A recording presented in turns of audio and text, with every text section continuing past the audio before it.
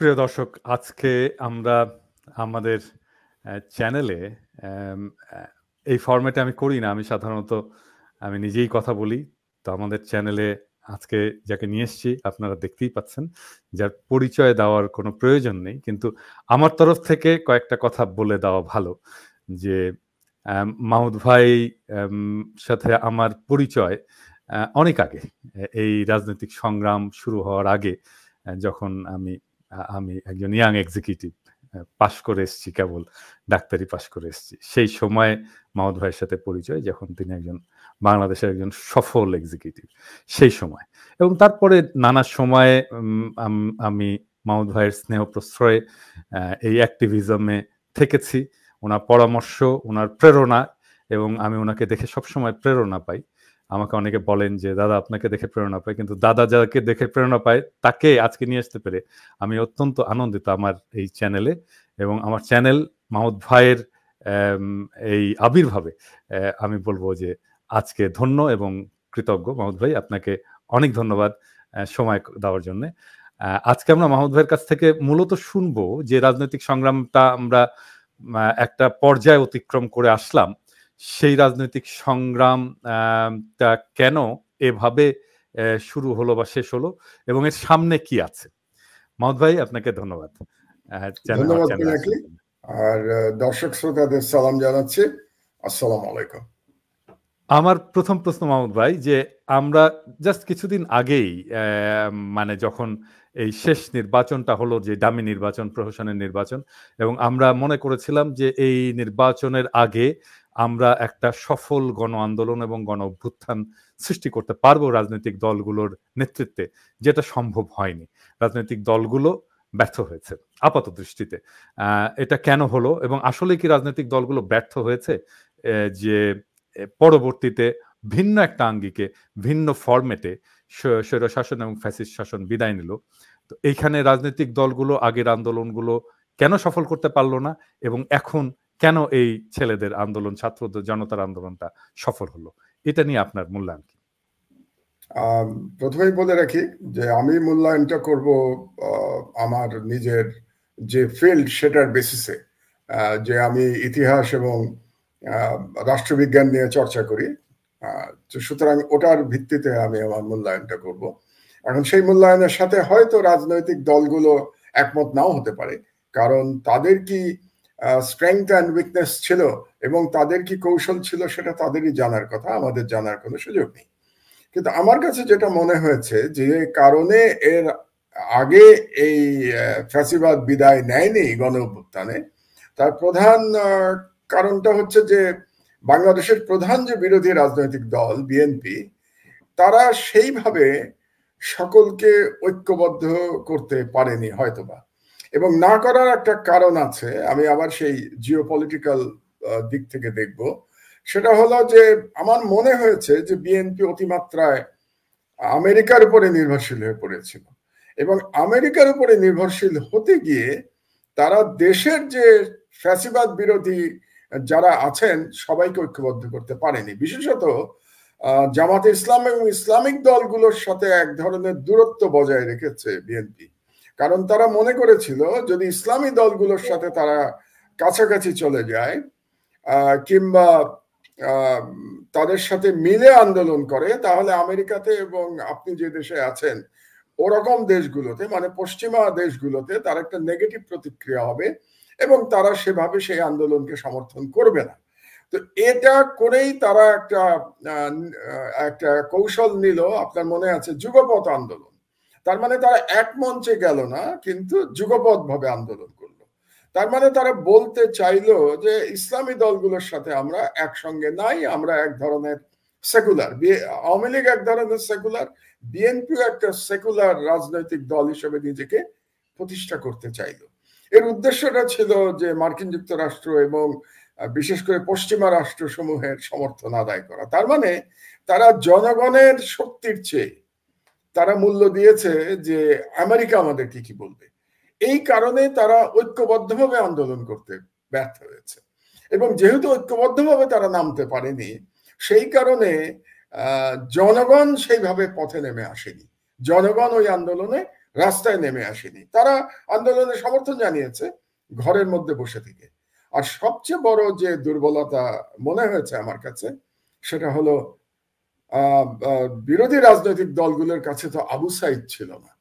আবু সাইদ বাংলাদেশের রাজনীতিতে শুধু না, বা বাংলাদেশের এই বিপ্লবের শুধু না, আমি মনে করি আবু সাইদ এই শতাব্দীর বিপ্লবীর একটা আইকনে রূপান্তরিত হয়েছে।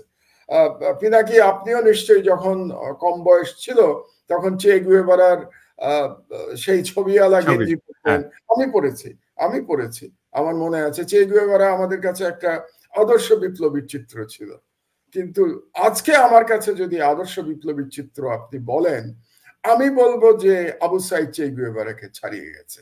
হয়তো চে গুয়েভারার যে ইন্টেলেকচুয়াল যে ওনার যে হাইট, সেটা নিশ্চয়ই আবু সাইদের থেকে অনেক ওপরে ছিল, কিন্তু শুধু ইন্টেলেকচুয়াল হাইট দিয়ে তো বিপ্লব হয় না। বিপ্লব যে ইন্টেলেকচুয়াল, যদিও খুব মেধাবী ছাত্র, আবু সাইদও খুব মেধাবী ছাত্র ছিল, বাট চে গুয়েভারাকে আমরা জানি যে তার হাইটটা অন্যরকম আন্তর্জাতিক পর্যায়ে। কিন্তু এই শতাব্দীর, একবিংশ শতাব্দীর আপনি বিপ্লবের আইকন যদি বলেন তাহলে আবু সাইদ। যে আবু সাইদ দুহাত প্রসারিত করে পুলিশের গুলি বুকে নিতে পারে, বুকে নিয়ে পড়ে যে আবার উঠে দাঁড়াতে পারে, মানে এক ধরনের ফ্যাসিবাদকে চ্যালেঞ্জ করতে পারে সকলের চোখের সামনে, এবং সেই চ্যালেঞ্জ করতে করতে শহীদ হয়ে যেতে পারে। এই আইকনের চেয়ে বড় বিপ্লবী আর কি হতে পারে? আপনার সাথে কথা বলতে বলতে আমার গায়ের লোম খাড়া হয়ে যাচ্ছে আবু সাইদের কথা চিন্তা করে। আমার হয়তো গলাও একটু ধরে আসছে। হ্যাঁ, এটা আমি টের পাচ্ছি। আমি ইমোশনটাকে মানে এই বয়সে কন্ট্রোল করবার চেষ্টা করছি। তো আবু সাইদ ছিল না বিরোধী দলগুলোর সামনে। আবু সাইদ এই আন্দোলনের একটা মানে মোড় ঘুরিয়ে দিয়েছে বলে আমি মনে করি। যেমন আমি আরেকটা উদাহরণ দেই, যে 28শে অক্টোবর যে মিটিংটা করেছিল বিএনপি, বিশাল মিটিং, কিন্তু সেই মিটিং পুলিশ আক্রমণ করবার 5 মিনিটের মধ্যে ফাঁকা হয়ে গেল, লক্ষ লক্ষ লোক। সেদিন কিন্তু একজনও মারা যায় নাই। তার মানে হলো বিএনপি যেটা মনে করেছিল যে তারা বড় বড় মিটিং করেছে, সভা করেছে, মানুষজনকে মিছিলে নিয়ে এসছে, কিন্তু আন্দোলন করে নাই। আপনি কি বুঝতে পারছেন আমি কি বলতে চাচ্ছি? মিটিং করা এবং আন্দোলন করা কিন্তু দুই জিনিস। লড়াইয়ের যে জোশ সেটা আমরা দেখাতে পারিনি।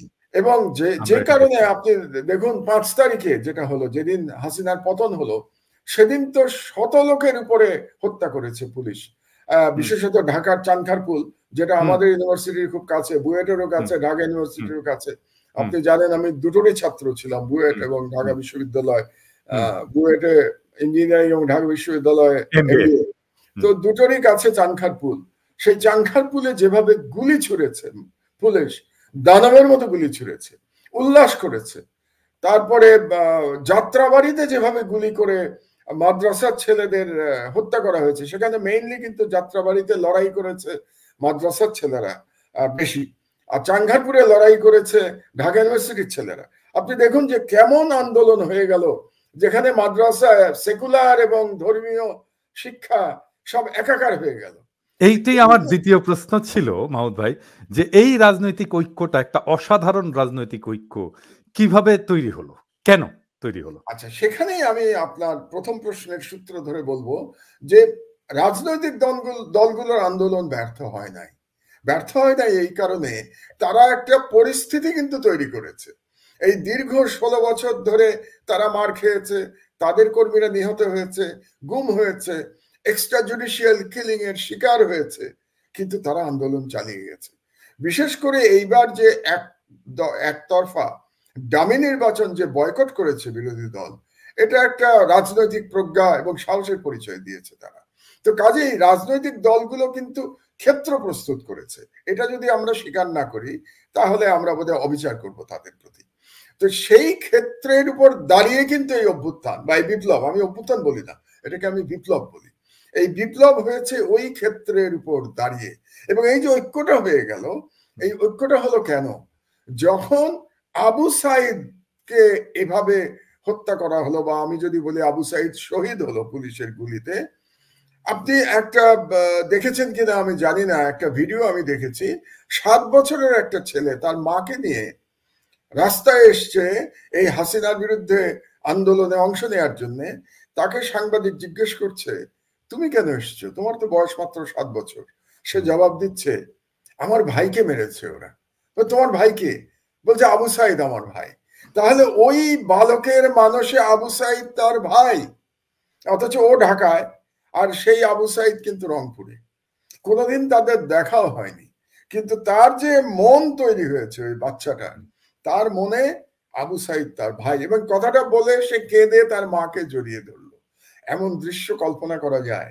তার মানে যেটা হয়েছে যে পুরো জনগণ আবু সাইদকে তাদের সন্তান, তাদের ভাই হিসেবে গ্রহণ করেছে। পুরো দেশের জনগণ, কিছু সংখ্যক এই পতিত ফ্যাসিস্টদের দানব কিছু সাথী ছাড়া, এই পুলিশ তারপরে বিভিন্ন প্রতিষ্ঠানে যারা ছিল রাজনীতিবিদ, তারা ছাড়া বাংলাদেশের প্রতিটি মানুষ আবু সাইদকে গ্রহণ করেছে নিজের সন্তান, নিজের ভাই হিসেবে।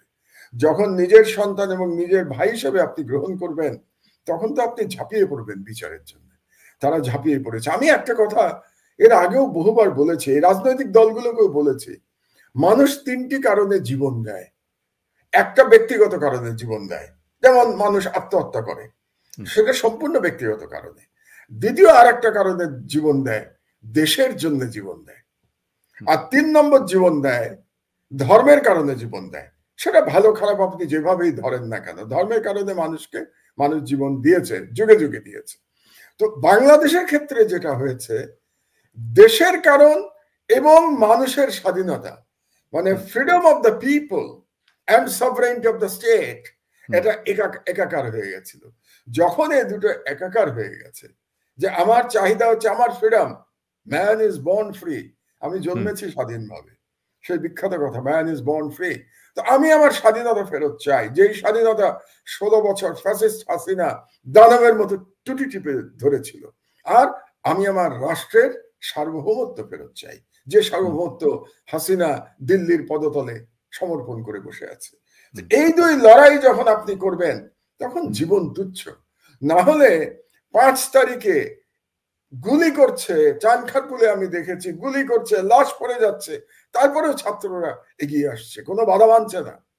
এটা তো আগেও পুলিশই বলছে, আমরা এই পতিত স্বৈরাচারের স্বরাষ্ট্রমন্ত্রী আসাদুজ্জামান খান কামালকে একটা ভিডিও দেখিয়ে বলছে যে দেখেন স্যার, গুলি করলে একটি মরে, অন্য গুলি সরে না, ওই একটাই মরে, আর অন্য গুলি সরে না। এটা কিন্তু পুলিশ নিজেই বলছে, এবং তারা বলছে হ্যাঁ যে এটা আতঙ্কের, এটা কত বড় আতঙ্কের। হ্যাঁ, তাহলে আমার যে ব্যাখ্যাটা ছিল, বহুদিন ধরে এই কথাটা আমি বলে যাচ্ছি, আমি কয়েকটি টক শোতে বলেছি এই কথাটা, যে মানুষ কখন জীবন দেয়।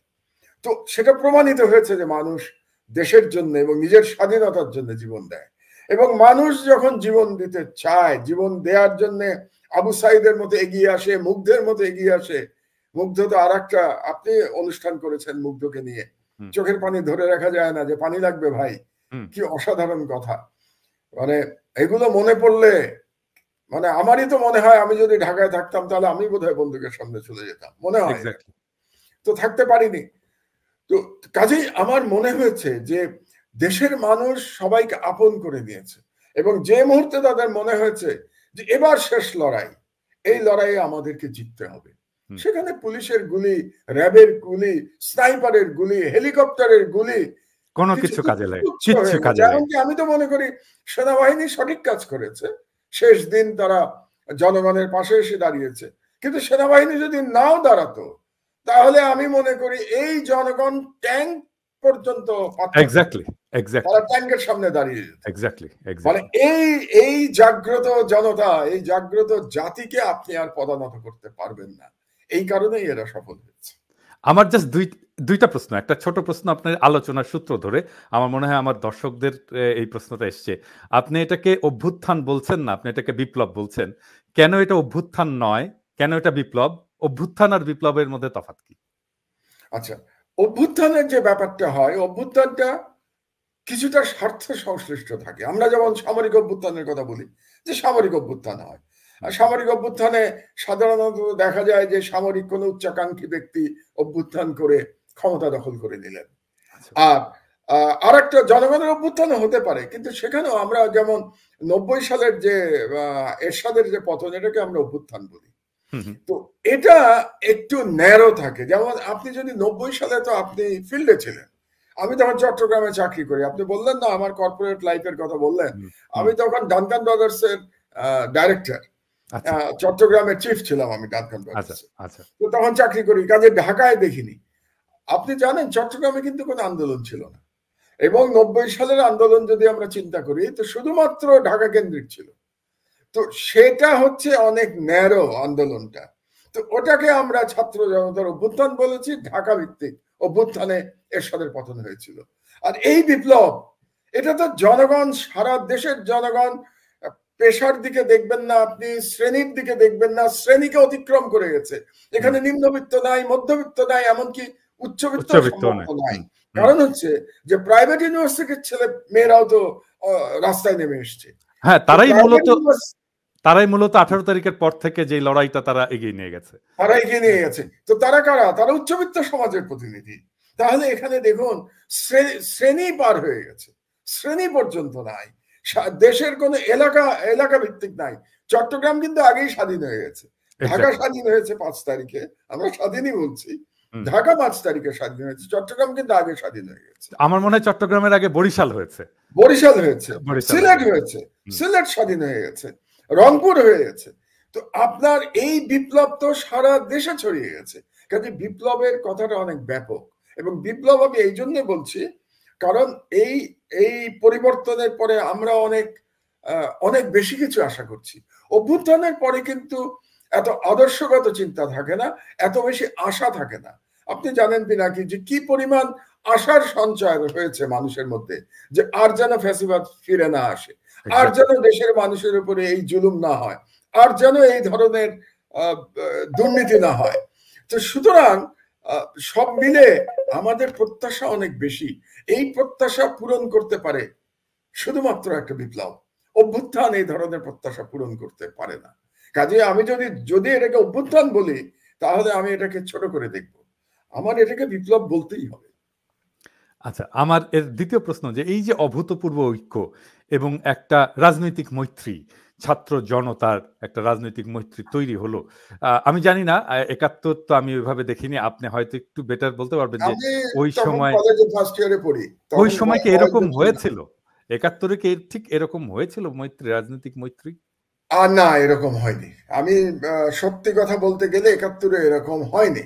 কারণ 71-এর প্রথম কথা হচ্ছে 71-এ যে রাজনৈতিক দল ছিল এবং সেটা আওয়ামী লীগ নেতৃত্ব দিচ্ছিল, ঠিক স্বাধীনতার জন্য সেভাবে কিন্তু তৈরি করে নাই। আমার তো মনে আছে ঢাকা কলেজে পড়ি আমি তখন ফার্স্ট ইয়ারে, শেখ মুজিবুর রহমান স্বাধীনতার ডাক দিতে ইতস্তত করেছেন, এটা ইতিহাস। এবং শেখ মুজিবুর রহমান শেষ মুহূর্ত পর্যন্ত তিনি স্বাধীনতার ডাক দেন নাই। তিনি পাকিস্তান সেনাবাহিনীর কাছে বলতে গেলে সারেন্ডার করে পাকিস্তান চলে গেছেন। এখান থেকে স্বাধীনতার যে লড়াই শুরু করেছিল কিন্তু সেনাবাহিনী। আপনার মনে আছে চট্টগ্রামে জিয়াউর রহমান সাহেব তিনি বললেন উই রিভল্ট। 25 তারিখে রাত্রে রাত 12টার দিকে তিনি এক ড্রামের উপর দাঁড়িয়ে বললেন উই রিভল্ট, এবং আসল যুদ্ধটা, মুক্তিযুদ্ধ তখন শুরু হয়ে গেল। তো সুতরাং জনগণকে যে তৈরি করা, জনগণের যে স্বাধীনতার বাসনা, এটা কিন্তু এসছে 25 রাতের ক্র্যাকডাউনের পরে। এবং ক্র্যাকডাউনের পরে ওভাবে জনগণকে রাজনীতি মনস্ক করার পরিবেশ তখন ছিল না। তদানীন্তন বাংলাদেশ তো তখন হয়নি, তদানীন্তন পূর্ব পাকিস্তানে। কারণ তখন অনেকেই আমরা প্রাণ বাঁচানোর জন্য পালাচ্ছি, লুকিয়ে থাকছি, পাকিস্তান সেনাবাহিনী গণহত্যা চালাচ্ছে, তার মধ্যে আবার মুক্তিযোদ্ধারা কিছু কিছু যুদ্ধ করছে, আবার ইন্ডিয়াতে গিয়ে ট্রেনিং নেওয়া হচ্ছে। কাজে প্রেক্ষাপট ভিন্ন ছিল, এবং সেখানে একটা ডিভিশনও ছিল। একটা শ্রেণী বলছিল যে আমরা কি পাকিস্তান ভেঙে দেব, তার বিরুদ্ধেও একটা শ্রেণী ছিল, সেটা নিয়ে হয়তো আমরা একটু আলোচনা করতে পারি আরেকটু পরবর্তী পর্যায়ে। কাজে সব মিলিয়ে আমি এবারের যে ঐক্য দেখতে পেলাম, এটা একটা অভূতপূর্ব ঐক্য। আপনি বলতে পারেন যে ওই সময় রাজাকাররা ছাড়া বাকি সবাই তো স্বাধীনতা চেয়েছে, কিন্তু সেটা চেতে সময় লেগেছে, একটা প্রসেসের মাধ্যমে হয়েছে। আমি আপনাকে বলবো না যে মার্চ মাসে সবাই স্বাধীনতা চেয়েছে, সেটা চাইতে চাইতে হয়তো জুলাই, মানে আপনি যদি, আমি তো ভাই ইতিহাসের ছাত্র, কাজে আমি শুধু আবেগ দিয়ে কথা বলবো না, আমি ইতিহাস দিয়ে কথা বলতে হবে। কাজে একেবারে স্বাধীনতাই আমি একমাত্র লক্ষ্য, এটা বলতে বলতে কিন্তু জুলাই আগস্ট মাস চলে এসছে। আর আমাদের এখানে তো 16 বছর ধরে ফ্যাসিবাদের বিরুদ্ধে লড়াই চলছে। কাজে জাতীয় ঐক্যটা তৈরি হয়েছে দীর্ঘ সময় ধরে, এই একটা সময়টা প্রসেসের মাধ্যমে, লড়াইয়ের মাধ্যমে জাতীয় ঐক্য তৈরি হয়েছে। কাজে এবারকার জাতীয় ঐক্য আমি মনে করি 71 সালের থেকে অনেক গভীর এবং মহৎ, অনেক স্ট্রং জাতীয় ঐক্য। এই যে ঐক্যটা, জাতীয় ঐক্য, এটাকে সংহত করা এবং সামনের দিকে এগিয়ে নিয়ে যাওয়ার জন্য আপনার রাজনৈতিক প্রস্তাবনাটা কি? প্রথম কথা হচ্ছে যে একটা বোধহয় ভুল করে ফেলেছে এই সরকার, তারা এটাকে ইন্টারিম সরকার নাম দিয়েছে, অন্তর্বর্তী সরকার। আমি এটা প্রথম থেকে প্রতিবাদ করে এসেছি। আমি সবসময় বলেছি এটাকে বিপ্লবী সরকার বলা উচিত ছিল, কারণ বিপ্লবী সরকার না বললে আপনি তো বিপ্লবটাকে ধারণ করছেন না। অন্তর্বর্তী বললেই মনে হচ্ছে আপনি একটা স্টপ গ্যাপ অ্যারেঞ্জমেন্টের মধ্যে চলে এসেছেন। এটা করলেই আমি বিপ্লবটাকে একটু খাটো করে ফেলছি, কাজে এটা বিপ্লবী সরকার হওয়া উচিত ছিল। আর 2 নম্বর কথা হচ্ছে, এটা আমার বক্তব্য, অনেকেই একমত নাও হতে পারে, আমি মনে করি যে বর্তমানে বাংলাদেশ সংবিধানের যে অবস্থা, এটাকে রেখে আপনি ওই যে আপনি যে রাজনৈতিক ভবিষ্যতের কথা বললেন, আশাকাঙ্ক্ষার কথা বললেন, এই আশাকাঙ্ক্ষা পূর্ণ করা সম্ভব না। কাজে আমি মনে করি বাংলাদেশের এখন একটা সেকেন্ড রিপাবলিকের দিকে যেতেই হবে। আর কোন রাস্তা নাই যদি সত্যি সত্যি আমরা চাই যে দ্বিতীয় কোন শেখ হাসিনার মতো দানব ফ্যাসিস্ট বাংলাদেশে আবার না আসুক। এটা চাইলে পরে আমাদের গোড়ায় হাত দিতে হবে। কাজে আমাদের বর্তমান সংবিধান বদলে ফেলে আমাকে নতুন সংবিধান তৈরি করতে হবে জনগণের মতামত নিয়ে, এবং সেই সংবিধান তৈরি করতে গেলে আগামী যে নির্বাচনটা হবে বাংলাদেশে, সেই নির্বাচনটা হতে হবে কনস্টিটিউয়েন্ট অ্যাসেম্বলির নির্বাচন। সরকারও প্রতিষ্ঠা হবে, কিন্তু তার সঙ্গে অবশ্যই কনস্টিটিউয়েন্ট অ্যাসেম্বলি এটাকে বলতে হবে, তার মানে তারাই সংবিধানটাকে নেবে। এবং সেই সংবিধানে এই আজকের তরুণের আশা আকাঙ্ক্ষা, আমরা যে চাই যে ফ্যাসিবাদ যাতে না আসে, সেটার একটা ব্যবস্থা সংবিধানে রাখতে হবে এবং বেশ কিছু পরিবর্তন আনতে হবে আমাদের সংবিধানে। যেমন আমি ব্যক্তিগতভাবে আপনাদের ফ্রান্সের সিস্টেম পছন্দ করি, আমার আমেরিকার সিস্টেম পছন্দ করি, সেখানে একটা ব্যালেন্স আছে। একজন প্রেসিডেন্ট, বিশেষত আমেরিকাতে 2 বারের বেশি প্রেসিডেন্ট হতে পারেন না, কাজে 8 বছর পরে তাকে বিদায় নিতেই হবে, আর কোন রাস্তা, যত জনপ্রিয় হোক, যতই জনপ্রিয় হোক না কেন। যেমন ওবামা এখনো সবচেয়ে জনপ্রিয় লোক আমেরিকায়, কিন্তু ওর পক্ষে আর একবার প্রেসিডেন্ট হওয়া সম্ভব না। এবং এটা হলে পরে আপনার ওই যে পারিবারিক যে ব্যাপারটা বাংলাদেশে হয়ে যায়, যে পরিবারতন্ত্র তৈরি হয়, ওটা তৈরি হওয়া বন্ধ হয়ে যায়। আরেকটা হয়, আপনাদের দেশের কথা, ফ্রান্সের কথা বলছি এই জন্য যে প্রাইম মিনিস্টার এবং পার্লামেন্ট, প্রেসিডেন্টের মধ্যে একটা ব্যালেন্স অফ পাওয়ার আছে। তো আমেরিকাতে আমার প্রাইম মিনিস্টার নাই, কিন্তু ওখানে চেক অ্যান্ড ব্যালেন্স করে সিনেট এবং কংগ্রেস। সুতরাং এই ধরনের একটা কিছু সিস্টেমে আমি ব্যক্তিগতভাবে এটা পছন্দ করি। এখন যেটা করা আছে, ওয়েস্টমিনিস্টারের কথা আমরা বলেছি, কিন্তু ওয়েস্টমিনিস্টারের মাধ্যমেই কিন্তু ওই নাম বিক্রি করে বাংলাদেশে ফ্যাসিবাদের উত্থান হয়েছে। ওই নাম বিক্রি করার ফলেই একই ব্যক্তি বারে বারে প্রধানমন্ত্রী হয়েছেন, বারে বারে ক্ষমতা কুক্ষিগত করে রেখেছেন। সুতরাং আমার হচ্ছে যে এটা আমার বক্তব্য, বাংলাদেশের অধিকাংশ মানুষ যদি এটা না চায় তাহলে আমার বক্তব্যের কোনো অর্থ নেই। কিন্তু আমি মনে করি যে বাংলাদেশে ওয়েস্টমিনিস্টার ডেমোক্রেসি যাব না আমরা আমেরিকান কিংবা ফ্রেঞ্চ সিস্টেমে যাব, এটা আমাদের একটু চিন্তা ভাবনা করা দরকার। এবং এটা করতে গেলেই আপনার কনস্টিটিউয়েন্ট অ্যাসেম্বলি লাগবে, এবং এটা করব। এবং সংবিধানে আমার খুব পরিষ্কারভাবে এই যে বিচার বিভাগকে সম্পূর্ণভাবে এক্সিকিউটিভ ব্রাঞ্চ থেকে আলাদা করা, মানে যাতে করে কোন রকম রাজনৈতিক দলীয়করণ বিচার বিভাগে করা সম্ভব না হয়, এটা আমাদেরকে নিশ্চিত করতে হবে। আজকে বাংলাদেশের যে দুর্দশার মধ্যে পড়েছে বাংলাদেশ, তার জন্য আমি যদি 1 নম্বর কাউকে দায়ী করি, তাহলে বাংলাদেশের জুডিশিয়ারি। আপনি এটা সবসময় বলেছেন, এক্স্যাক্টলি বলে আসছি এটা। এবং আপনি জানেন যে আমি প্রথম যখন এটার বিরুদ্ধে কথা বললাম 2010 সালে, এটার বিরুদ্ধে কথা বলেই আমি জেলে গেছি প্রথমবার। স্বাধীন বিচারের নামে তামাশা আর্টিকেল লিখে আমি জেলে গেছি প্রথম। তো সেই তখন হাসিনার বয়স, মানে হাসিনার এই সরকারের বয়স হয়েছে মাত্র 1.5 বছর যখন আমাকে প্রথম অ্যারেস্ট করা হয়। তো সেজন্য আমি বলছি যে এই যে বিচার বিভাগের এই ভয়াবহ দলীয়করণ, এটার থেকে বেরোতে না পারলে আপনি এই ফ্যাসিবাদকে আবার উত্থান থেকে রুখতে পারবেন না। কাজেই এই আশাকাঙ্ক্ষা আমাদেরকে ধারণ করতে হলে এই সংবিধান বদলাতে হবে, আমাদের সেকেন্ড রিপাবলিকে যেতে হবে, এবং আগামী নির্বাচন কনস্টিটিউয়েন্ট অ্যাসেম্বলির নির্বাচন হতে হবে। এটাই আমার প্রত্যাশা এবং আমার পরামর্শ দেশের একজন সিনিয়র সিটিজেন হিসেবে। আমার এর পরের প্রশ্নটা একটু ভিন্ন। এই প্রশ্নটার উত্তরটা আমি এখনো খুঁজে পাইনি, যেটা আপনিও সবসময় বলেছেন যে আমাদের লড়াইটা কেন কঠিন হচ্ছে, এর কারণটা হচ্ছে যে আমরা এমন একটা জগতে পৃথিবীতে বাস করি যেটা একটা ইসলামোফোব দুনিয়া, এবং এইটাকেই হাসিনা এবং ইন্ডিয়া খুব সাকসেসফুলি আমাদের লড়াই সংগ্রামকে ডিলিজিটিমাইজ করার জন্য ব্যবহার করেছে। কিন্তু এইটাকে এই লড়াইয়ে কোনোভাবেই কাজে লাগাতে পারেনি। কেন পারেনি? এটা আমার কাছেও এটা একটা বিষয়, যেটা কেন পারলো না তারা শেষ পর্যন্ত। পারেনি বলতে আপনি কি 2013 সালের হেফাজতের আন্দোলনের কথা বলতে চাচ্ছেন? না, এই 2024-এর বিপ্লবে তারা কেন এই কার্ডটা খেলতে পারলো না? ও আচ্ছা আচ্ছা, কারণ এটা ভালো প্রশ্ন। এটার জবাব আপনিও যেটা বলছেন, এটার জবাব খুঁজে পাননি, তবে আমার কাছে একটা জবাব আছে। সেই জবাবটা হলো জিওপলিটিক্যাল জবাব। আমার কাছে দেশের জবাব না, আমার জিওপলিটিক্যাল জবাব আছে। সেটা হলো, আমি শুনতে আগ্রহী। আমি জিওপলিটিক্যাল জবাবটা আপনাকে দিচ্ছি, যে ইসলামোফোবিয়া একেবারে এক্সট্রিম ফর্মে শুরু হলো কবে থেকে? 9/11 এর পর থেকে। তার আগে কিন্তু হান্টিংটনের থিসিস লেখা হয়ে গেছে। সোভিয়েত ইউনিয়নের পতনের পরে হান্টিংটন বলছেন যে পশ্চিমা বিশ্বের ক্ল্যাশ অফ সিভিলাইজেশনে নেক্সট ক্ল্যাশ হচ্ছে কার বিরুদ্ধে? ইসলামের বিরুদ্ধে এবং চায়নার বিরুদ্ধে। তিনি দুটোর কথা বলেছেন, ইসলাম এবং চায়না দুটোর কথা বলেছেন। তো 9/11 এর পরে যেটা হলো সেটা ইসলামের বিরুদ্ধে চলে গেল, চায়নাটা তখন একটু পেছনে চলে গেল, এবং বুশ যখন আমেরিকার প্রেসিডেন্ট হলো সে কি বললো? Either you are with us or you are against us. তার মানে তার যে কি বলবো, তার যে একতরফা একটা ইউনিপোলার ওয়ার্ল্ডে তার যে আমেরিকান যে অ্যাগ্রেশন, ইরাকের বিরুদ্ধে, আফগানিস্তানের বিরুদ্ধে যে অ্যাগ্রেশন আমেরিকা, আপনি যদি তাকে সমর্থন না করেন তাহলে আপনি তার বিরুদ্ধে। এটা হচ্ছে মোদ্দা কথা ছিল। তো সেই সময় এই ইসলামোফোবিয়ার কার্ডটা ইন্ডিয়া খুব ভালোভাবে ব্যবহার করেছে। কারণ সেই সময় আপনার মনে আছে হয়তো, কন্ডোলিজা রাইস ভারতে আসলেন 2005 সালে। She was at that time national security adviser. উনি এসে বললেন যে ভারত আমাদের স্ট্র্যাটেজিক অ্যালাই, মানে দক্ষিণ এশিয়াতে কৌশলগত মিত্র হচ্ছে ভারত, এবং ভারতকে মোটামুটি দক্ষিণ এশিয়ার এক ধরনের হেজেমনিক মাস্টারের ক্ষমতা দিয়ে গেল আমেরিকা। কেন দিয়ে গেল? যে ইসলামকে রুখতে হবে। তো তখন বাংলাদেশে ক্ষমতায় কিন্তু বিএনপি।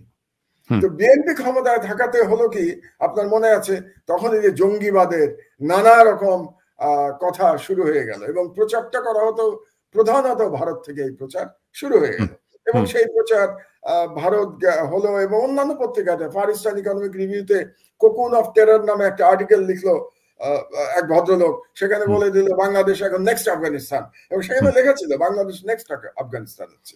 এটা ভারতই করিয়েছে, যাতে করে ভারত বাংলাদেশের উপর একটা হেজেমনিক কন্ট্রোল তৈরি করতে পারে ইসলামিক কার্ড খেলে। এবং হাসিনা যখন সাকসেসফুলি ক্ষমতা নিল 2009 সালে, সে দেখলো যে সব থেকে কট্টর ইসলামোফোবিক বিশ্বে সে ক্ষমতা নিয়েছে, এবং ক্ষমতা ধরে রাখার জন্য একের পর এক জঙ্গি কার্ড সে খেলতে লাগলো। এবং আমি বিশ্বাস করি তার জঙ্গিবাদের যে সমস্ত গল্প আমরা শুনতে পাই তার 99% ভুয়া, এবং এগুলো গ্রামের দরিদ্র মানুষদের ধরে নিয়ে এসে তাদেরকে ঘরের মধ্যে বন্দি করে বোমা মেরে উড়িয়ে দিয়েছে। পিনাকি, আপনি একসময় বামপন্থী রাজনীতি করতেন, আপনি চিন্তা করে দেখুন যে কত করুণ, যে গ্রামের মানুষদের কেন এনেছে ধরে? কারণ তাদের জন্য কেউ কাঁদবে না, এক্স্যাক্টলি, তাদেরকে কেউ চিনবে না, তারা ফেসলেস। এই ধরনের ফেসলেস মানুষদের ধরে এনে, আমি নিজে ডিবিতে দেখেছি, আটকে রেখে দিয়েছে গ্রামের দরিদ্র লোকদের দিনের পর দিন। বাংলাদেশের আইনে তো আপনি 24 ঘন্টার বেশি রাখতে পারবেন না। তাদেরকে রাখতো কিভাবে জানেন? তাদের কোনো হদিসই ছিল না, কোনো রেকর্ডই নাই তাদের, মানে গুম করে নিয়ে আসতো, গুম করে নিয়ে এসে বিভিন্ন জায়গায় তাদেরকে নিয়ে গিয়ে সেই বাড়ি শুদ্ধ বোমা মেরে উড়িয়ে রীতিমতো হত্যাকাণ্ড চালিয়েছে এই হাসিনা সরকার। এবং আমেরিকার কাছ থেকে বাহবা নিয়েছে, ইন্ডিয়ার কাছ থেকে বাহবা নিয়েছে যে আমরা জঙ্গিবাদ দমন করছি বাংলাদেশে। এটা করতে করতে এই কাজটা ভালোই চলছিল, এই ব্যবসাটা হাসিনার বেশ লাভজনক ব্যবসা ছিল ফর অ্যাবাউট 10 years। কিন্তু যেই মুহূর্তে আফগানিস্তান থেকে আমেরিকান সৈন্য প্রত্যাহার হয়ে গেল, তারা চলে যাওয়ার পরে আর ইসলামিক কার্ড আর আমেরিকার জন্য জরুরি না, প্রায়োরিটিতে নাই আমেরিকা। তার প্রায়োরিটি কি আসলো? চায়না। চায়নাকে মোকাবেলা করতে হবে, চীনকে মোকাবেলা করা হলো এখন প্রায়োরিটি। এবং এরপরে যখন ইউক্রেন যুদ্ধ শুরু হয়ে গেল রাশিয়ার সাথে, তখন এই ইসলামিক কার্ড আরো পেছনে চলে গেল। থ্রেটটা হলো আপনার নিজের দেশেরও, ফ্রান্সেও। ইউরোপের থ্রেট কে? ইউরোপের থ্রেট ইসলাম না তো, ইউরোপের থ্রেট তো রাশিয়া। তো যখন আপনার থ্রেট রাশিয়া হয়ে গেল, আমেরিকার লার্জার থ্রেট হয়ে গেল চায়না, তখন আমেরিকা চিন্তা করলো যে মুসলিম ওয়ার্ল্ডের সাথে আমার সম্পর্ক উন্নত করতে হবে। তো মুসলিম ওয়ার্ল্ডের সাথে সম্পর্ক উন্নত যদি করতে হয় আমেরিকাকে, তাহলে ইসলামিক আর্ট খেলা বন্ধ করতে হবে। তো ইসলামিক আর্ট খেলা যে মুহূর্তে আমেরিকা বন্ধ করে দিল, তখন আর এই কার্ডের আর কোনো মূল্য রইল না। এটা হচ্ছে প্রধান কারণ, যে কারণে এবার ইসলামিক আর্ট খেলতে পারে নাই। হাসিনা ব্যর্থ হয়েছে, খেলার চেষ্টা করেছে, রাজাকার বলেছে, বিভিন্ন কথা বলেছে, ইসলামিস্ট মুভমেন্ট বলা হয়েছে, এসব বলা হয়েছে, কিন্তু এই কার্ড ইন্ডিয়াও খেলতে চেয়েছে, ভারতের মিডিয়াতেও এসব লেখা হয়েছে, কিন্তু ভারত এবং হাসিনা ছাড়া পৃথিবীর আর কোন দেশ এই ইসলামিক আর্ট অ্যাকসেপ্ট করে না। আরেকটা হয়ে গেল কি, লড়াইয়ের ময়দানে ডান বলুন, বাম বলুন, ইসলামী এই যে মাদ্রাসার ছাত্র বলুন, সেকুলার এডুকেশনের ছাত্ররা বলুন, সবাই তো একাকার হয়ে গেল, সবাই তো মিশে গেল। 13 জন হিন্দু সম্প্রদায়ের শহীদ হয়েছে, মারা গেছে 13 জন। চিন্তা করে দেখেন আপনি, তাহলে এখানে আপনি ইসলামিক আর্ট খেলবেন কি করে? এক হয়ে গেছে তো। এখানে দুটো গ্রুপ, একটা ফ্যাসিস্ট গ্রুপ আর একটা অ্যান্টি ফ্যাসিস্ট গ্রুপ। তো এই লড়াইটা তো ফ্যাসিজমের বিরুদ্ধে, এই লড়াইটা তো কোনো ধর্মের বিরুদ্ধে না, কোনো বর্ণের বিরুদ্ধে না, কোনো গোত্রের বিরুদ্ধে না। এই লড়াই হচ্ছে ফ্যাসিজম আর অ্যান্টি ফ্যাসিজম।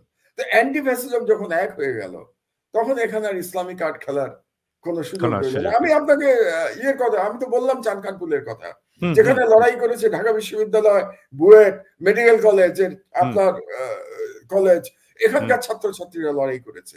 আর ওইদিকে যাত্রাবাড়িতে লড়াই করেছে, ওখানে অনেকগুলো মাদ্রাসা আছে যাত্রাবাড়িতে, মাদ্রাসার ছেলেরা চলে এসছে, হাজারে হাজারে লাখে লাখে চলে এসছে রাস্তার মধ্যে লড়াই করতে।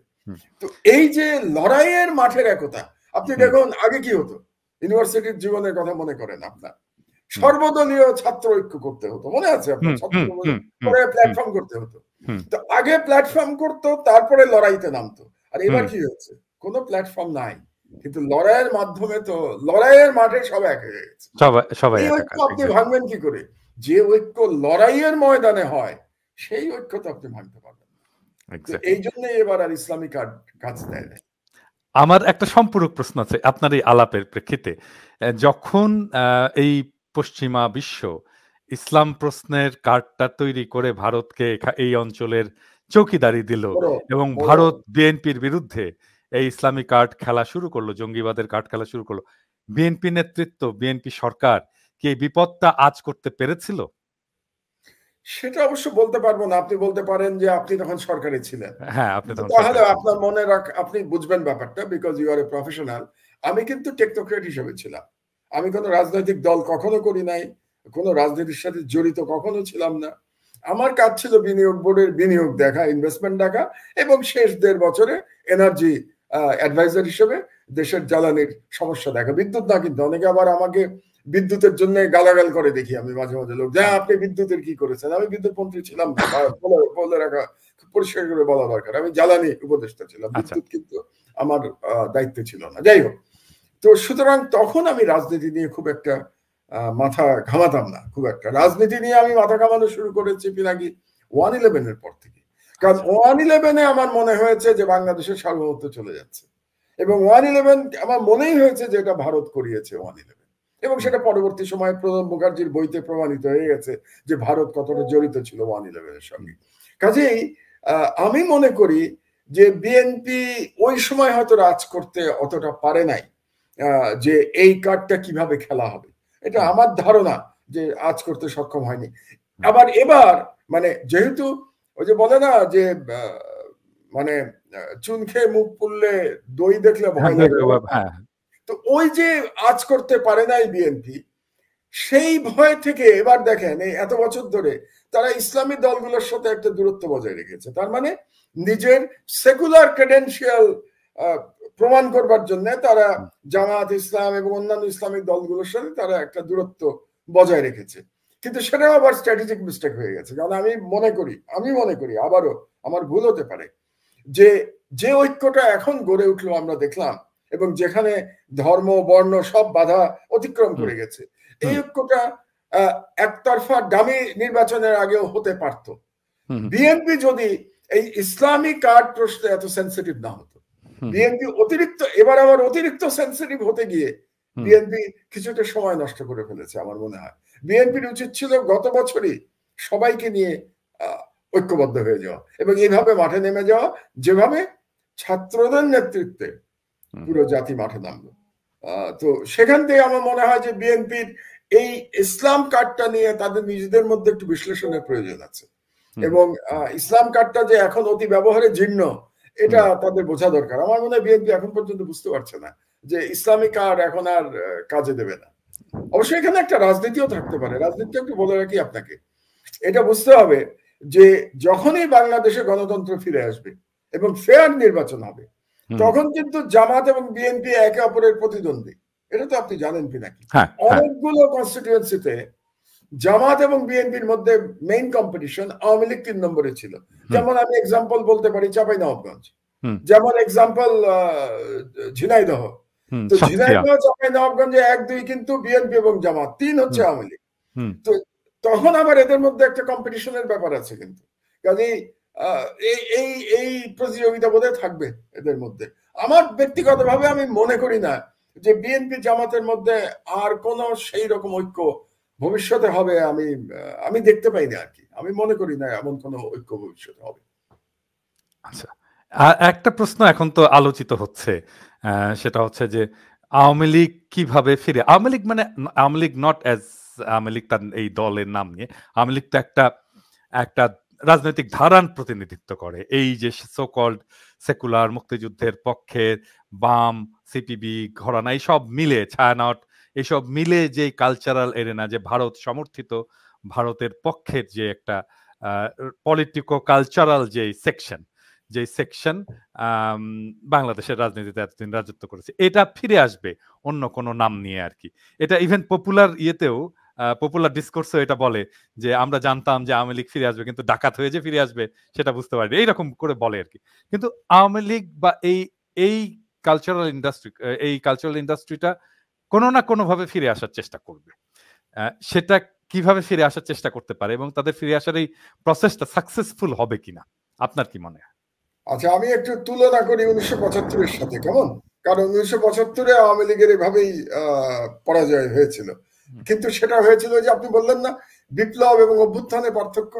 1975 একটা অভ্যুত্থান ছিল, এটা বিপ্লবে পরিণত হয় নাই। এবার কিন্তু বিপ্লব হয়েছে। কাজে 75-এর সাথে এবারের চরিত্রগত পার্থক্যটা এখানে 1। 2 হচ্ছে যে 75-এ তারা ফিরে আসতে পেরেছিল কারণ হচ্ছে তারা ওই যে আপনি প্রো ইন্ডিয়ান যে শক্তিগুলোর কথা বললেন এবং যে সকল বাঙালি জাতীয়তাবাদের বয়ান, এবং যেই বয়ানের প্রগতিবাদী বয়ান, প্রগতিশীল, এটা তো একটা মানে কি বলবো, এটা এক ধরনের ভণ্ডামি। আমি এটাকে ভণ্ডামি বলি। প্রগতিশীলতা মানেই বাঙালি জাতীয়তাবাদ হতে হবে, কারণ যখনই বাঙালি জাতীয়তাবাদ আপনি বলেন, এটাও কিন্তু একটা ন্যারো জাতীয়তাবাদ। আপনি বাঙালি জাতীয়তাবাদ বলতে গিয়ে তো আপনি অন্যদের বের করে দিচ্ছেন। আপনার যেমন আপনার মনে আছে শেখ মুজিব বলেছিল মানবেন্দ্র লারমাকে, ওইসব চাকমা বাঙালি হয়ে যায়, সবাই বাঙালি হয়ে যায়, হ্যাঁ মনে আছে না? তো কাজী বাঙালি জাতীয়তাবাদ মানেই প্রগতিশীলতা, এটা তো আমি মানি না। কারণ বাঙালি জাতীয়তাবাদের যদি আমি উত্থান পর্বটা দেখি, এর উত্থান পর্ব কিন্তু কলকাতায়, এবং কলকাতায় কবে? 18th সেঞ্চুরিতে। মানে যখন এই বাঙালি জাতীয়তাবাদ বা বেঙ্গলি রেনেসা, আমি যদি আরো পরিষ্কার করে বলি, বেঙ্গলি রেনেসা যে আসলো 18th সেঞ্চুরিতে, যেটা নীরদ চৌধুরী খুব চমৎকার বই লিখেছেন, ওই যে autobiography of an unknown Indian, ওর মধ্যে খুব চমৎকার বর্ণনা আছে, ওই সময়ের বর্ণনা নীরদ চৌধুরীর বইতে। এবং সেখানে উনি বলেছিলেন যে বাঙালি রেনেসার বা বাঙালি জাতীয়তাবাদের ওই বয়ানে মুসলমানদের কোনো জায়গা ছিল না, মুসলমানরা সেখানে বহিরাগত ছিল। সুতরাং বাঙালি জাতীয়বাদের যে উত্থান, সেটাই কিন্তু প্রশ্নবিদ্ধ, সেটা ইনক্লুসিভ না, সেটা তো আপনি মুসলমানদের ধারণ করে নাই, তখন আপনি ইনক্লুসিভ না তো। কারণ বাঙালির মধ্যে তো মেজরিটি জনসংখ্যা এখন মুসলমান ধর্মাবলম্বী, তো মুসলমানদের বাদ দিয়ে আপনি কি জাতীয়তাবাদের কথা বলছেন? তো ওই জাতীয়তাবাদের ব্যাখ্যা থেকে যেটা নিয়ে এসেছিল শেখ মুজিবুর রহমান বা পরবর্তীতে আওয়ামী লীগ, সেটা বেসিক্যালি ইসলামোফোব ব্যাখ্যা। এই জন্য রাজাকার শব্দটা আপনি দেখেন, রাজাকার গত 53 বছর ধরে বাংলাদেশে রাজাকারের গল্প শোনানো হয়েছে, 53 বছর ধরে।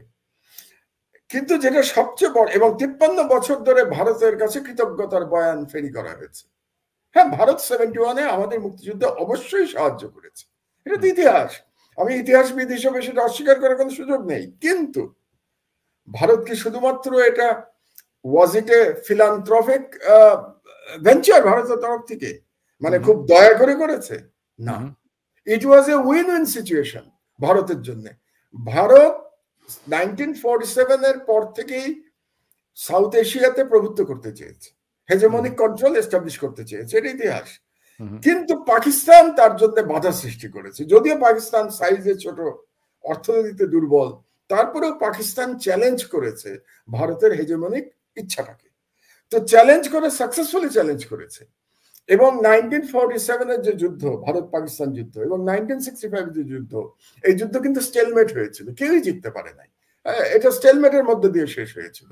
সো 1971-এ যখন আমরা স্বাধীনতা চাইলাম বা মুক্তিযুদ্ধ শুরু হলো, it was a great opportunity for India পাকিস্তানকে শিক্ষা দেওয়ার জন্য, এবং দে ওয়ার সাকসেসফুল। পাকিস্তান পর্যদস্ত হলো, বাইফার্কেটেড হলো, দুই ভাগ হয়ে গেল, বাংলাদেশ স্বাধীন হলো। এবং ভারতের জন্য পাকিস্তানকে শিক্ষা দেওয়া গেল, প্লাস ইস্টার্ন সেক্টরে তার যে বিপুল ব্যয় ছিল, তার যে ব্যয় ছিল, সামরিক ব্যয় ছিল, সেই ব্যয়টা তার ড্রাস্টিক্যালি কমে গেল। কারণ ইস্ট পাকিস্তান বা বাংলাদেশ তখন একটা নতুন দেশ, ফ্রেন্ডলি টু ইন্ডিয়া, শুধু ফ্রেন্ডলি না, ইন্ডিয়ার কাছে নতজানু, তো নতজানু ইন্ডিয়া। কাজে ভারত তার নিজের স্বার্থে আমাদেরকে সাহায্য করেছে, আমিও আমার স্বার্থে ভারতের সাহায্য নিয়েছি। তো এটা it is a classical win win situation. এখানে ভারতেরও আমার প্রতি কৃতজ্ঞতা হওয়ার কিছু নাই, আমারও ভারতের কাছে কৃতজ্ঞ হওয়ার কিছু নাই। আমার মনে হয়, আমি একটু বিনয়ের সাথে একটু দ্বিমত করতে চাই আপনার সাথে। আমার মনে হয় যে বাংলাদেশের স্বাধীনতা, এটার জন্য ভারতের বাংলাদেশের কাছে কৃতজ্ঞ থাকা উচিত, এটা আমি বলি। এটার কারণ, এটা কারণ আছে, খুবই স্পেসিফিক কারণ আছে। আমি এটা খুব আবেগ নিয়ে বলছি না, খুবই স্পেসিফিক কারণ আছে। ধরেন আজকে যদি বাংলাদেশ অখণ্ড পাকিস্তানের অংশ থাকতো বা পূর্ব পাকিস্তান হিসেবে থাকতো, তাহলে তো আজকে বাংলাদেশের ঢাকাতে আমরা একটা পারমাণবিক বোমা ফিট করে রাখতাম, অবশ্যই ন্যাচারালি। অবশ্যই, তাহলে থাকতো, এবং এটা তো দিল্লির দিকেই আমরা ফিট করে রাখতাম। তো এই যে তার বিশাল বড় নিরাপত্তা ঝুঁকি, এটা যে বন্ধ হয়েছে বাংলাদেশ স্বাধীন হওয়ার কারণে, এর জন্য অবশ্যই তাদের আমাদের কাছে কৃতজ্ঞ থাকা উচিত। আমার আবার আপনাকে আমি একটু দ্বিমত করি, কিন্তু আমি তো স্বাধীন হয়েছি, কাজে আমি তো ভারত সাহায্য না করলে স্বাধীন হতে পারতাম না, এটা তো বাস্তবতা। এখানেও আমি আরেকটু দ্বিমত করতে আমি চাই। বলছি যে ভাই, কেউ কারো কাছে কৃতজ্ঞ হওয়ার কোনো প্রয়োজন নাই। আমি আরেকটু দ্বিমত করতে চাই। না, আমি আরেকটু দ্বিমত করি, জিও পলিটিক্সে কৃতজ্ঞতার কোনো জায়গা নেই। এটা খুবই কি বলবো, কঠিন জায়গা। এখানে সবই দেয়া নেয়ার ব্যাপার। So it is a win win, আমরা ওটাকে মেনে নেই। আমি কৃতজ্ঞ থাকতে রাজি না যে 53 বছর ধরে আমি কৃতজ্ঞতার ঋণ শোধ করে যাব, এই বয়ান যে ছিল আওয়ামী লীগের, ওই বয়ান কিন্তু হেরে গেছে এই বিপ্লবে। এক, দ্বিতীয় যেটা বয়ান হেরে গেছে, রাজাকারের বয়ান হেরে গেছে। কারণ যে মুহূর্তে ঢাকা বিশ্ববিদ্যালয়ের স্লোগান হয়েছে যে চাইতে গেলাম অধিকার, হয়ে গেলাম রাজাকার, কিংবা তুমি কে আমি কে, রাজাকার রাজাকার, কে বলেছে স্বৈরাচার স্বৈরাচার, তাহলে রাজাকারের কার্ডও শেষ। যেমন ইসলামোফোবের কার্ড শেষ হয়ে গেছে, তো আপনার রাজাকারের কার্ড নাই। ভারতের কাছে কৃতজ্ঞতার কার্ড তো নাই। আমি মনে করি আমার এই 71 বছর বয়সে আমি এত বেশি ভারত বিরোধী সেন্টিমেন্ট বাংলাদেশে কোনোদিন দেখি নাই। আমি এখন যে সেন্টিমেন্ট দেখছি, তার মানে ভারতের পুরো রাজনীতিটাই ভুল হয়েছে। ভারত বাংলাদেশে যে রাজনীতি করেছে গত 16 বছর ধরে, সেটা একটা ডিজাস্টার হয়েছে। ভারতের নিজের সোল সার্চিং করা উচিত, তাদের রয়ের নিয়ে বসা উচিত, অজিত দোভালকে নিয়ে বসা উচিত, অমিত শাহের বসা উচিত, মোদী সাহেব, সবাই মিলে যে আমরা ভুল রাজনীতি করেছি, এটা মানা উচিত তাদের। ইট was A wrong policy of India. যে কারণে এই মুহূর্তে বাংলাদেশে যে পরিমাণ মানে ভারতের প্রতি যে পরিমাণ তাদের ক্রোধ, এবং খুব সঙ্গত কারণেই এরকম ক্রোধ আমার মনে হয় না আর কোন দেশে এই মুহূর্তে ভারতের প্রতি আছে। পাকিস্তানেও এতটা আছে কিনা আমার সন্দেহ এই মুহূর্তে আছে কিনা। তো কাজেই এই যে ভারতের প্রতি কৃতজ্ঞতার যে বয়ান, সেটা শেষ হয়ে গেছে। রাজাকারের বয়ান শেষ হয়ে গেছে, বাঙালি জাতীয়তাবাদের বয়ানও শেষ হয়ে গেছে। তো আওয়ামী লীগকে আসতে হলে, আপনি তো জানেন এগুলো, আপনি আমার চেয়ে বেশি ডাইরেক্ট পলিটিক্স করেছেন, বয়ান ছাড়া রাজনীতি হয় নাকি?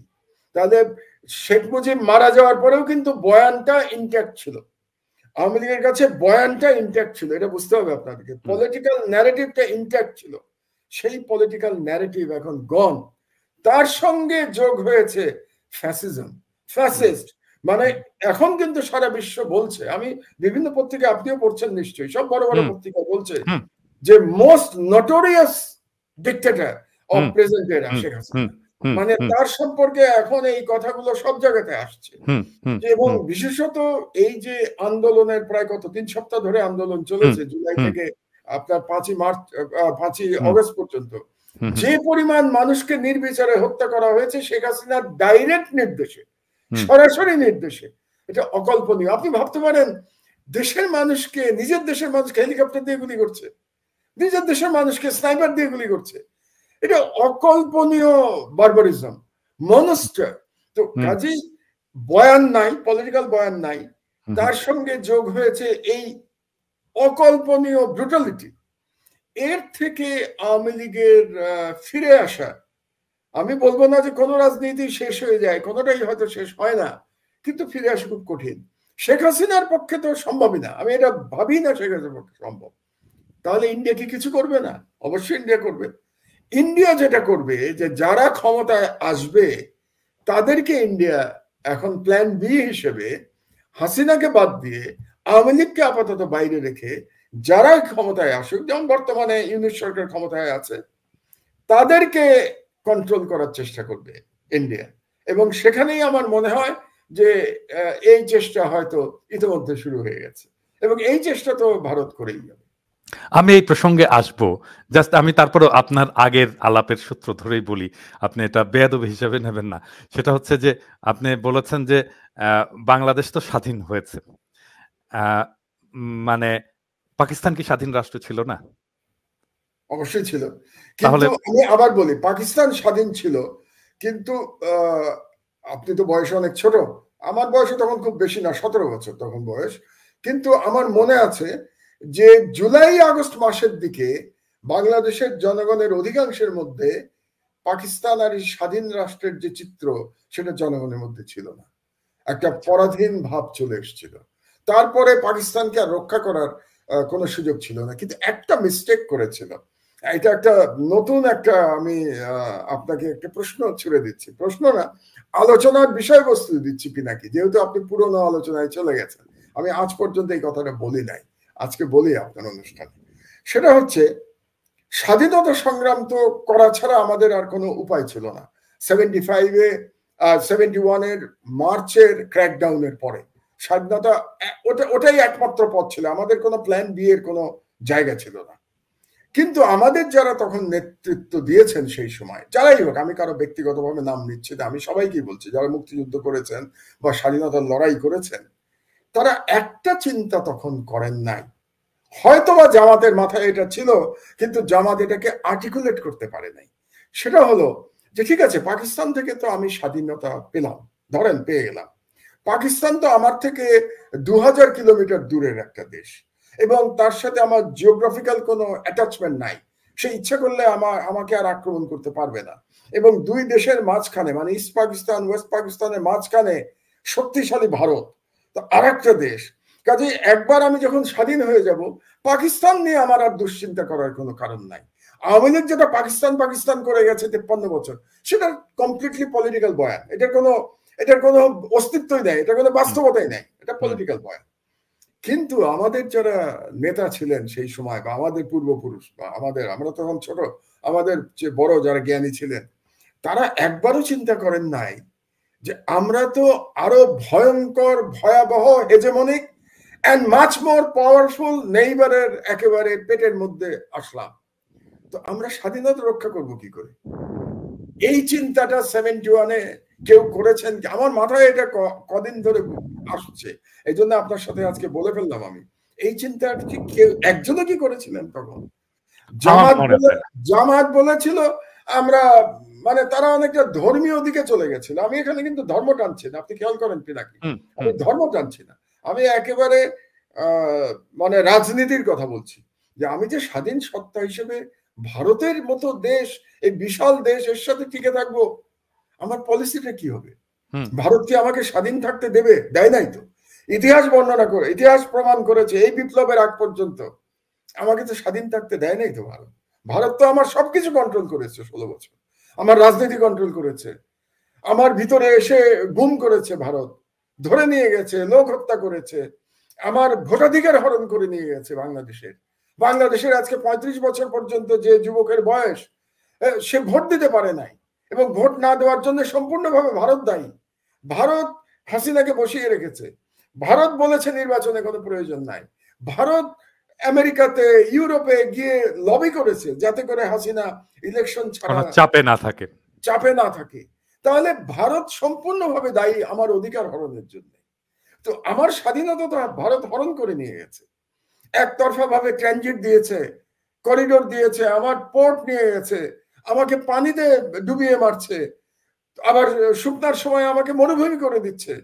তো আমি তো স্বাধীন থাকতে পারি নাই। তো স্বাধীন যে থাকতে পারলাম না, এটা কি আমি, আপনি বললেন না যে বিএনপি কি ইসলামিক আর্টটা বুঝতে পেরেছিল? আমার প্রশ্ন করতে ইচ্ছে করে যে 71-এ যারা স্বাধীনতা সংগ্রামের নেতা ছিলেন, তারা কি বুঝতে পেরেছিলেন বা তারা কি চিন্তা করেছিলেন যে ভারতের সাথে লড়াই করে আমি স্বাধীনতা কিভাবে রক্ষা করব? এই চিন্তাটা কি কারো মাথায় এসেছিল? আমার মনে হয় আসে নাই। আমি হয়তো জানেন যে আমার একটা বই বেরোচ্ছে, এটা উপন্যাস। আমি আসলে উপন্যাসের আদলে বাংলাদেশের ন্যারেটিভটাকে ব্যাখ্যা করার চেষ্টা করেছি। মানে উপন্যাস হলে পড়তে আগ্রহ থাকে সেই জন্যে। তো এটা আসলে পলিটিক্যাল উপন্যাস বলতে পারেন। তো আমি এই মুক্তিযুদ্ধের প্রশ্নটা এনেছি এবং বাংলাদেশের স্বাধীনতা এবং ভারতের সাহায্য, এই প্রশ্নটাকে আমি একটা মেটাফোর দিয়ে ব্যাখ্যা করেছি। আমি বলেছি যে আমরা কুকুরকে তাড়াতে নেকড়েকে ডেকে এনেছিলাম। চমৎকার। তার মানে আমি যেটা বলেছি আপনি সেটাই বলছেন। এক্সাক্টলি, আমার কথাটাই কিন্তু আপনি বলছেন। এক্সাক্টলি। এটা নিয়ে বাংলাদেশে এই কখনো কিন্তু ডিসকোর্স আমরা শুনি নাই, আলোচনা। এই আলোচনা করতে আমরা মানে সবাই হয়তো ভয় পেয়েছে, অথবা কেউ চিন্তা করে নাই বিষয়টা, আবার কেউ হয়তো বলবে আমি স্বাধীনতা বিরোধী, জামাত বানায় দিবে। হ্যাঁ, এটা প্রশ্নটা কিন্তু স্বাধীনতা বিরোধিতার প্রশ্ন না, প্রশ্নটা হচ্ছে আমার স্বাধীনতা রক্ষার প্রশ্ন, জাতীয় সার্বভৌমত্ব রক্ষার প্রশ্ন, জাতীয় সার্বভৌমত্ব রক্ষার প্রশ্ন। কিন্তু সেই প্রশ্ন কই, আমি তো কোথাও শুনি নাই। আমাদের এত বড় বড় জ্ঞানী গুণী ব্যক্তি ছিলেন, আলোচনা করেন নাই। কাজে আপনি একটা কথা বললেন না যে আমাদের ভবিষ্যতের কি প্ল্যান থাকবে, তো ভবিষ্যতের প্ল্যানের মধ্যে আমার এটাও থাকতে হবে যে ভারতের আধিপত্যবাদের সাথে আমি কিভাবে লড়াই করব। তার মানে তার সাথে আমি যুদ্ধ করতে পারবো না, কিন্তু আমার তো একটা পলিসি থাকতে হবে, একটা জিওপলিটিক্যাল স্ট্র্যাটেজি থাকতে হবে, যাতে করে আমার সার্বভৌমত্ব, ভারত গত 16 বছর যেভাবে আমার সার্বভৌমত্ব ছিনিয়ে নিয়েছিল, এটা যেন আর না পারে। এটাই কিন্তু আমার প্রশ্ন, আমার শেষ প্রশ্নটা এটাই যে আসলে কিভাবে, কিভাবে আমরা এটা সম্ভব করে তুলব? ভারতের সাথে আমাদের আগামী সম্পর্কটা কিভাবে স্থির হবে? আমরা কোন পররাষ্ট্র নীতিতে আমরা চলবো? ভারতের সাথে সম্পর্কটা আমাকে কিভাবে নির্ধারণ করব, পুনর্নির্ধারণ করব? এবং ভারতের এই যে হেজিমনিক আগ্রাসন এবং যেটাই বলেন যে বাংলাদেশের উপরে যে দমনমূলক একটা চরিত্র যে এতদিন ধরে রেখেছে, সেটাকে আমরা কিভাবে মোকাবেলা করব? ভারত একটা বিশাল দেশ। মনে করে সবাই যে ভারত আমাদেরকে ঘিরে আছে। আমি অবশ্য আরেকটা ন্যারেটিভ দিয়েছি যে ভারত আসলে আমাদেরকে ঘিরে নাই। ভারতকেই নানা শত্রু রাষ্ট্র ঘিরে আছে, যার মধ্যে বাংলাদেশও আছে আরকি। যাই হোক, আমি এটা জানতে চাই যে ভারতের সাথে আগামী সম্পর্কটা আমরা কিভাবে রচনা করব? আমি এটা আসলে খুব বড় প্রশ্ন। এটা বোধহয় এই মানে একেবারে আমরা তো অনেকক্ষণ আলোচনা করে ফেলেছি। এই কম সময়ে এটার সম্পূর্ণ ব্যাখ্যা দেওয়া বোধহয় খুব ডিফিকাল্ট। তবু আমি যেটা বলতে চাই সেটা হচ্ছে যে প্রথমেই তো আমাদের এই সরকারের একটা সমালোচনা করে ফেলি আপনার এখানে এই ভারত প্রসঙ্গে। যেমন ভারতের সাথে গত 16 বছরে এই বিগত ফ্যাসিস্ট এবং ভারতীয় পাপেট গভর্নমেন্ট যে রাষ্ট্রবিরোধী চুক্তিগুলি করে গেছে, সেই চুক্তিগুলি নিয়ে কিন্তু আমরা কোনো বক্তব্য এখন পর্যন্ত শুনতে পাই নাই। অন্তত এটা রিভিউ করার জন্য এতদিন একটা কমিটি হওয়া উচিত ছিল, সেটা হয় নাই। তো এবং ডক্টর ইউনূস সাহেব সেদিন ভারতের প্রধানমন্ত্রী ইয়ের সঙ্গে, নরেন্দ্র মোদীর সঙ্গে টেলিফোনে কথা বলেছেন। তো তিনি নরেন্দ্র মোদীর সাথে কেন টেলিফোনে কথা বললেন? অন্য কোনো প্রধানমন্ত্রীর সাথে তিনি কথা বলেন নাই, কাউকে ফোন করেন নাই। তাহলে কি উনি এক ধরনের ভারতকে এখনই একটা আপার হ্যান্ড দিয়ে দিচ্ছেন? তো এগুলো আমার প্রশ্ন, আমার মনে এই প্রশ্নগুলো এসছে। তো ভারতের সাথে যদি আমার মানে চোখে চোখ রেখে সম্পর্ক রাখতে হয়, তাহলে আপার হ্যান্ড দেওয়ার কোনো সুযোগ নাই। বাংলাদেশ কোনো ক্ষুদ্র রাষ্ট্র না। হ্যাঁ, আপনি বলতে পারেন 54,000 বর্গ মাইলের দেশ তো ক্ষুদ্রই, কিন্তু বাংলাদেশের জনসংখ্যা 18 কোটি। এটা যেন আমরা ভুলে না যাই যে 18 কোটি জনসংখ্যা। আর বাংলাদেশকে দেশ, আমরা কিন্তু ভারত থেকে ইকোনমিক্যালি কোনো বেনিফিট পাই না। ইকোনমিক বেনিফিট কিন্তু সব ভারত বাংলাদেশ থেকে পায়। বাংলাদেশ সম্ভবত third largest remittance provider for India. এটা একটা। যে পরিমাণ বাণিজ্য বাংলাদেশে করে ভারত, সেটাও মানে বিপুল অঙ্কের বাণিজ্য করে। কাজে সেই দিক দিয়ে বরং আমি সাইজে ছোট হতে পারি, যে কিন্তু আমার মার্কেট বড়, আমার জনসংখ্যা বেশি, কাজে ভারত আমাকে ইকুয়াল রেসপেক্ট দেবে আমাকে সভরেন কান্ট্রি হিসেবে। কিন্তু রেসপেক্ট আপনাকে নিতে হবে। আপনি যদি আগের সরকারের মতো বলেন যে ভারত আর আমাদের সম্পর্ক স্বামী স্ত্রীর মতো, তাহলে আপনি রেসপেক্ট করতে হবে, কিন্তু আপনার রেসপেক্ট আদায় করতে হবে। সেখানে আমি মনে করি যে এই এবং নরেন্দ্র মোদীর সাথে তিনি টেলিফোনে কথা বলেছেন। শুধুমাত্র নরেন্দ্র মোদীর সাথে কেন কথা বললেন? যদি কথাই বলতে হতো, তাহলে তিনি তার সঙ্গে সঙ্গে চীনের প্রেসিডেন্টের সাথে কথা বলতেন বা প্রাইম মিনিস্টারের সাথে কথা বলতেন। সেভাবেই তার করা উচিত ছিল। কারণ আপনি কি করতে পারেন জিও পলিটিক্স, আবার সেই জিও পলিটিক্সে চলে আসি আমি। আপনি একটা করতে পারেন যে বৃহৎ শক্তির কাছে আপনি সারেন্ডার করতে পারেন, যেটা আগের সরকার 16 বছর ধরে বাংলাদেশকে সারেন্ডার করে দিয়েছিল, যেটাকে বলে ব্যান্ডওয়াগনে উঠে যাওয়া, মানে ভারতীয় ব্যান্ডওয়াগনে আপনি উঠে যেতে পারেন। এটা একটা পথ। আর দ্বিতীয় পথ হচ্ছে আপনাকে ব্যালেন্সিং অ্যাক্ট করতে হবে। তো ব্যালেন্স আপনি কাকে দিয়ে করবেন? ব্যালেন্স আপনি করতে হলে তো ভারতের মতো আপনার ইকুয়াল একটা পাওয়ারের সাথে আপনাকে ব্যালেন্স করতে হবে। তাহলে আপনার বাড়ির কাছে যে পাওয়ার আছে ভারতের, বাড়ির কাছে পাওয়ার চীন, তাহলে চীনের সাথে আপনার সেই ব্যালেন্সিং করতে হবে। অথবা professor Yunus is very popular in the western world and specially in America, তাহলে আমেরিকা দিয়ে উনি ব্যালেন্সিং করতে পারতেন। তো তাহলে যখন প্রফেসর ইউনুস সাহেব তিনি ভারতীয় প্রধানমন্ত্রীর সাথে কথা বললেন, পরের দিনই তার উচিত ছিল অন্তত পক্ষে ব্লিংকেনের সাথে কথা বলা, আমেরিকার কি বলে স্টেট সেক্রেটারি অফ স্টেটের সাথে, কিংবা prime minister of China, or even যদি সম্ভবত প্রেসিডেন্ট অফ চায়না, এর সাথে তিনি কথা বলতে পারতেন। তাহলে বোঝা যেত যে বাংলাদেশ একটা ব্যালেন্সিং স্ট্র্যাটেজির দিকে যাচ্ছে। তাহলে আপনার প্রশ্নের সোজা রিপ্লাইটা হলো যে আমার নিজের শক্তি সঞ্চয় করতে হবে, ভারতের সাথে লড়াই বলতে আমি যুদ্ধের কথা বলছি না, পলিটিক্যাল লড়াইয়ের কথা বলছি। আমি বারে বারে পরিষ্কার করে বলি, রাজনৈতিক লড়াই করতে হলে আমার নিজের ইনহারেন্ট পাওয়ার লাগবে, তার সাথে আমার ব্যালেন্সিং স্ট্র্যাটেজি লাগবে। এই দুটোর যদি সংমিশ্রণ আমি করতে পারি, তাহলে আমি মনে করি ভারতের সাথে আমাদের মানে আমরা ইকুয়াল ফুটিং এ আমরা আলোচনা করতে হবে। কারণ ভারত আপনি একটা খুব ভালো কথা বলেছেন যে ভারত চারিদিকে, আপনি কি শত্রু বলেছেন? শত্রু রাষ্ট্র। You are right, absolutely. আপনি দেখেন যে ভারত একমাত্র হেজেমনিক কন্ট্রোল দুটো দেশের উপরে করতে পেরেছিল এই পুরো এইখানে। কার উপরে? ভুটানের উপরে এবং বাংলাদেশের উপরে। ভুটানের উপরে করেছে কিভাবে? 1949 সালের একটা চুক্তি আছে ভুটানের সাথে, দ্যাট ইজ এ হেজেমনিক ট্রিটি, এবং সেই চুক্তি অনুযায়ী ভুটান কোনো ফরেন পলিসি ডিসিশন নিতে পারবে না দিল্লি অনুমোদন ছাড়া। যে কারণে আপনি জানেন নিশ্চয়ই যে ভুটানের আজ পর্যন্ত সিকিউরিটি কাউন্সিলের যে 5টা পার্মানেন্ট মেম্বার, তার কারোর সঙ্গে বাইলেটারাল রিলেশনশিপ নাই, অফিসিয়াল। তার কোন এই 5 দেশের কোন দেশের দূতাবাস নাই ভুটানে। সিমিলারলি ভুটানের দূতাবাস এই 5 দেশে নাই। কেন? এটা ইন্ডিয়া হতে দেয় নাই ভুটানের কোন এদের সঙ্গে সম্পর্ক। কাজে ভুটানের উপরে কন্ট্রোল আছে। আর বাংলাদেশের উপরে কন্ট্রোল প্রতিষ্ঠা করেছিল ইন্ডিয়া গত 16 বছরে। বাংলাদেশের সাথে কোনো চুক্তি নাই, এই ধরনের কোনো হেজেমনিক ট্রিটি নাই, বাট আনঅফিশিয়ালি আমরা আমাদের দেশটাকে শেখ হাসিনা ইন্ডিয়ার একটা ভাসালে পরিণত করেছিল, ইন্ডিয়ান একটা কলোনিতে পরিণত করেছিল শেখ হাসিনা।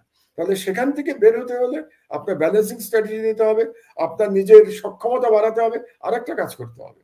এটা বললে ভারত হয়তো নড়েচড়ে বসবে। আমাদের ইয়াং জেনারেশনের জন্য কম্পালসারি মিলিটারি ট্রেনিং এর ব্যবস্থা করতে হবে।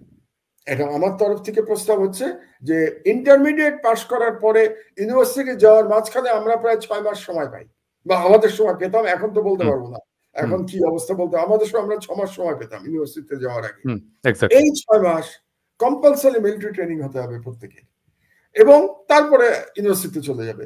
এটা হওয়া থাকলে কি হবে, আমাদের দরকারের সময় যখন আমরা শত্রু দেশ দ্বারা আক্রান্ত হব, হুম। এরা প্রত্যেকে এক একজন আবু সাইদ হয়ে যাবে। আপনি চিন্তা করুন তো, আমার সিভিলিয়ানদের মধ্যে সবাই যদি আবু সাইদ হয়ে যায়, পৃথিবীর কোন শক্তি পৃথিবীর আছে কোনো আমাদের শক্তি না আমাদের পরাজিত করবে। পরাজিত করবে? এরকম তো শক্তি আছে? না, আমার তো না। ভাই আবু সাইদের দেশ এটা, আমি তো এটাকে আবু সাইদের দেশ বলি। তা আমি সবাইকে আবু সাইদ করতে চাই। তো সবাই আবু সাইদ হয়ে গেলে ইন্ডিয়া কি করবে আমাকে? ইন্ডিয়ার চারদিকে, এদিকে পাকিস্তানের আছে অ্যাটমিক ওয়েপন্স আছে, কাজে পাকিস্তানের ভয় আছে।